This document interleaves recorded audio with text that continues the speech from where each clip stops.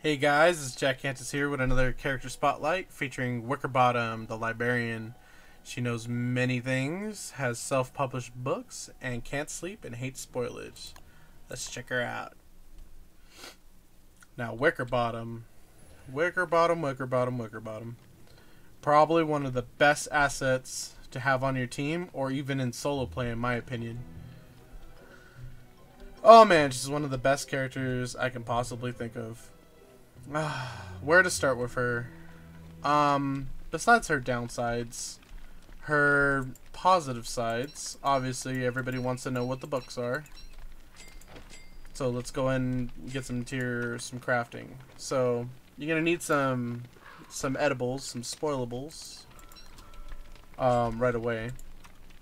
So what you need is Birds of the World, Applied Horticulture, on Tentacles.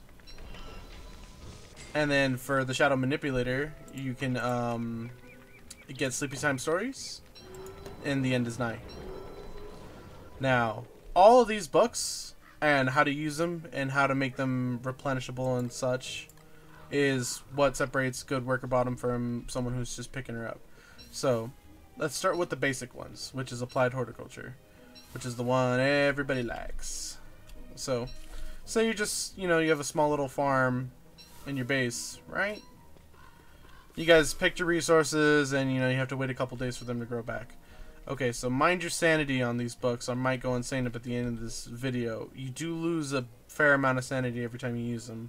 Applied Horticulture pretty much replenishes every plant around it. So, your saplings will grow, your twigs, your grass will grow back, you'll get your food back. It'll accelerate the growth of your crops as well.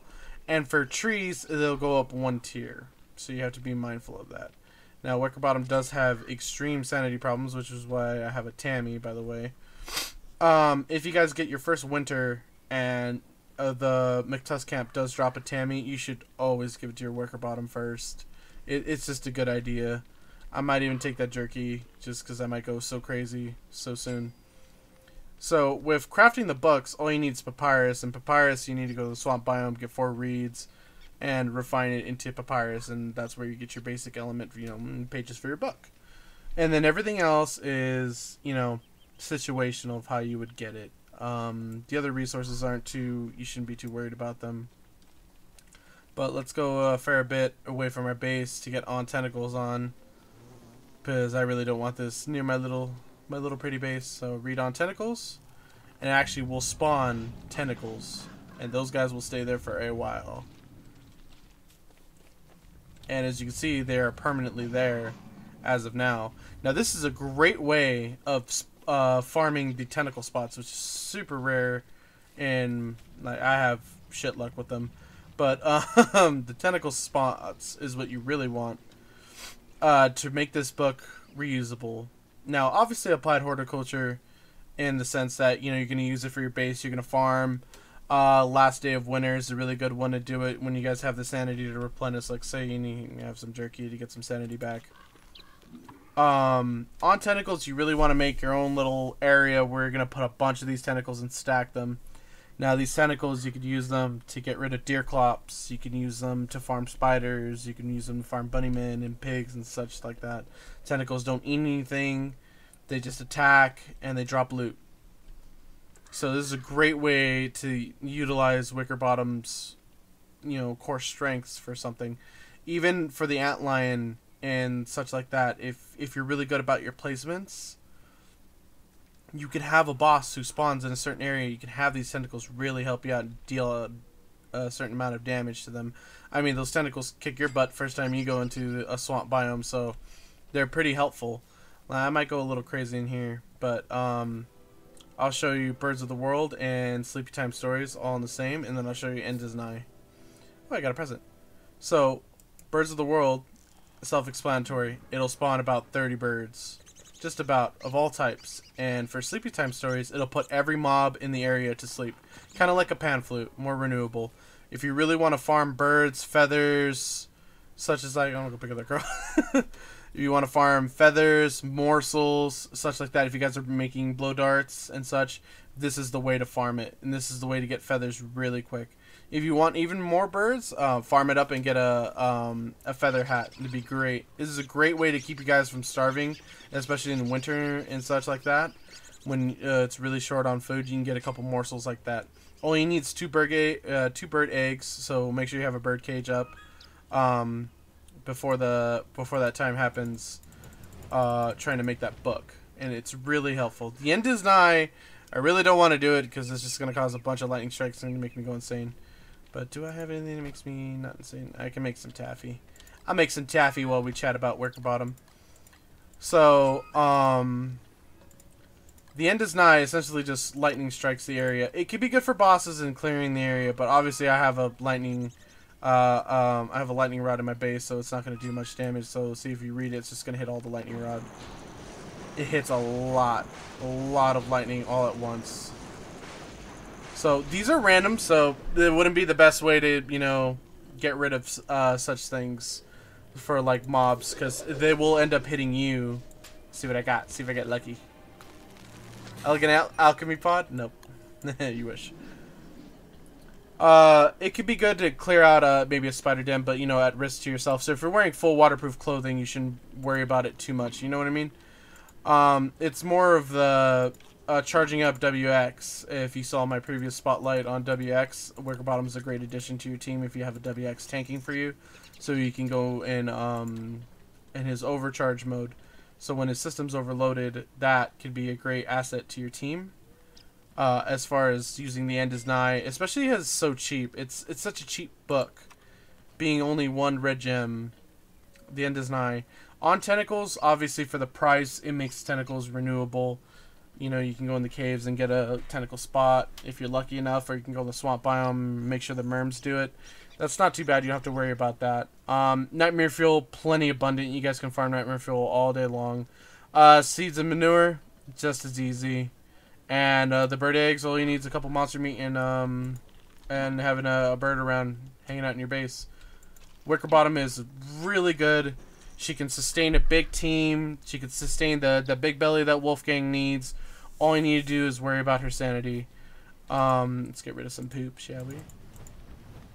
One of my favorite characters to play, hands down. It is the team player, the support that you need to have on your Don't Starve team. If you guys are a new team, you guys need a little extra push through the winter.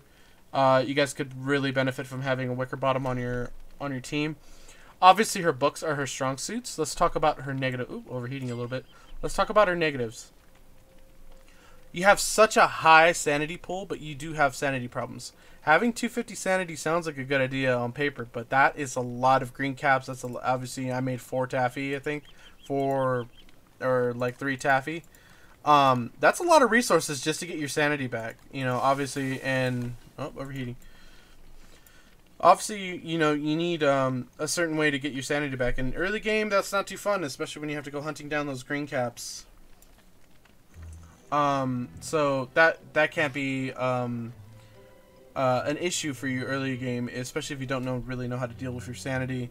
Definitely dealing with Wickerbottom sanity issues is kind of an issue for most people, especially because a lot of people lean towards having a tent for their sanity problems. So having a tent is a good idea for a lot of characters. Obviously, she can't benefit from the heal and the sanity boost, you know, for the price of hunger, but you also cannot benefit from fur rolls and the straw beds, so you can't sleep at all. The only way Wickerbottom can actually sleep is, I believe, a mandrake putting her to sleep, but you won't get any benefit from that. Second issue, spoilage. Spoilage is really bad for Wickerbottom. You really don't want to be giving Wickerbottom spoilage food. In worst case scenario, you could. Further compacting on your sanity issues, having rotten or spoiled food will, you know, you'll get least of the effects of the food. You won't get as much hunger, and you won't get any health restored. And at spoiled food, you will actually lose a fair bit of sanity on top of the debuffs that it comes with actually eating spoiled food. Don't let these negatives scare you off from playing Wickerbottom. She is so handy in a team. See these little end tables, if you guys happen to find the stagehand and hammer it away twice, if you guys have a hammer, you guys could get one of these, or a couple of these. You can have 5 of these if you have these nice little skins like I do. Put them around your base, pretty up your base. Go have your Wickerbottom pick a couple flowers to get the sanity back. You can actually place the flower petals inside these things and decorate them, and you'll also get sanity. Great way to get sanity back, along with green caps. You can do your taffy. You guys can have a jerky farm up. That also works. Having a Tammy, the first time inventing can kind of get you through the first couple seasons with Wickerbottom. Besides not being able to sleep, having the sanity issues, hating spoilage, Wickerbottom is not a bad pick. She has a bit of downsides that could be a little bit of a problem for other players, but the copious amounts of resources that you can create with Wickerbottom is ridiculous. I mean, look at all these potential free morsels and feathers, and you can put them all to sleep. You can put bosses to sleep. You can put things that you're trying to hunt to sleep. Great character. And the best part about having Wickerbottom on your team is that she knows tier 1 crafting from most stations. Only having a science machine can graft you so much more invention. Like, obviously I have an alchemy and a shadow manipulator, so I can't really do the helpfulness of showing you how. But level 1, like starting up out of the Florid Paulstein, Wickerbottom can make a backpack for your whole team. She can make a shovel for all of you, so you guys can start digging up saplings and bushes and stuff like that. You guys don't necessarily need to go to hunt for gold for Wickerbottom. She can make almost everything for you guys. You guys can get a small little camp going in no time. You guys got to remember that the sanity is a killer. Look at that sanity. Without that Tammy and this Taffy, I'd be 100% insane right now. You have to watch it. The dusk and night creep up on you. Fighting monsters creep up on you. Wickerbottom, she got some decent stats at, you know, the normal base hunger and health, but the whopping 250 sanity to make up for your book loss on your sanity. She's a great character, guys. You should give her a try. Try helping your team out. You're going to carry your team with Wickerbottom, I'm telling you. She's great. She's great for a team. She's great for solo. I highly recommend you guys play him. And this is, go ahead, we're going to end the video. There's not much else I can talk about Wickerbottom, but go ahead and check out my other spotlights. Thanks guys for stopping by on this video. Bye.